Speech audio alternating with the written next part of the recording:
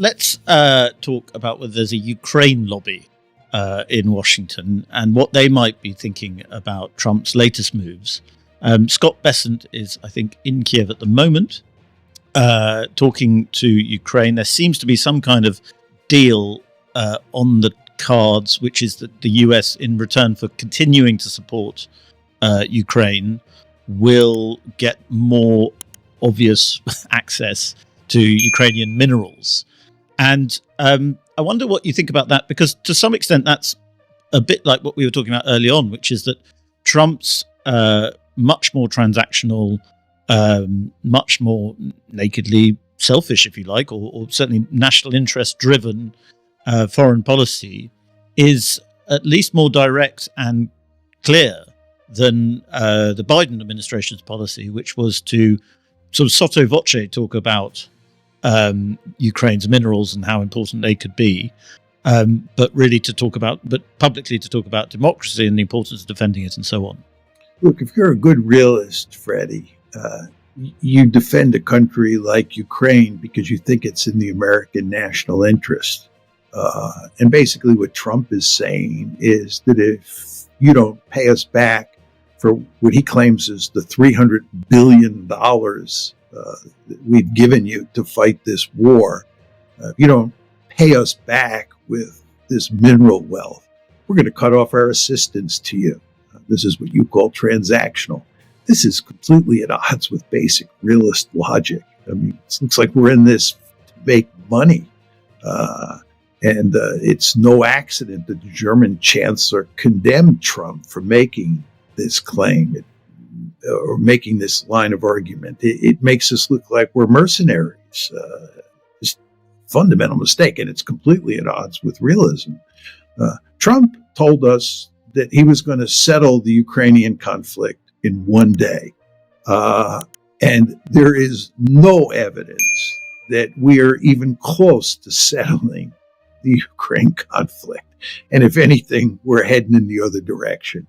So he has failed so far. Now, of course, he's only been in office for 3 weeks, but there is no evidence that he has a plan for shutting this war down. And it looks like the war is going to go on. And it looks like he is doing everything he can to dump this war into the lap of the Europeans. And it looks like the Europeans are coming to recognize that they don't have any choice but to accept much more of the burden of dealing with this war. So this is bad news all around. Bad news for the Ukrainian people, bad news for the Russians, bad news for the United States, bad news for the West, because we're not going to shut this one down anytime soon. If it isn't realism, what is it? Is it mercantilism? Is it, I've seen people calling it national capitalism. Is it something new entirely? I don't know. It's just, Trump sowing chaos. It's hard to say. As I've said, a few times here, I'm not exactly sure what Trump is up to. It doesn't make sense to me to say, after all of the attention the United States has paid to the Ukraine war, after all the support that the United States has given to Ukraine, to all of a sudden turn around and say, if you don't give us a huge chunk of your mineral wealth, we're going to abandon you. But if you don't, right, if you do give us all of this mineral wealth, we won't abandon you. We'll continue to support the war. That's what he's saying. That's certainly not a realist perspective, certainly not a morally correct perspective. And it raises the question, what is he doing here? Why do this? And I don't have a good answer. Well, I mean, it might be answered by looking at his relationship to Russia, or his approach to Russia, his approach to Putin and the Kremlin. He has appeared to be a realist when it comes to Russia's interests, or understanding Russia's interests in the past. Russia in recent days has released an American hostage. I think it's going to a prisoner, I should say. I think it's going to release another. Something's going on there, is it not? What can we interpret about that? What's going on? I mean, I want to know what the plan is. The Russians have made it very clear what they want. And the question is, what is Trump willing to do to accommodate the Russians? What's the plan? There's no evidence they have a plan. There's no evidence there are any meaningful contacts between the Russians and the Americans for purposes of shutting this war down.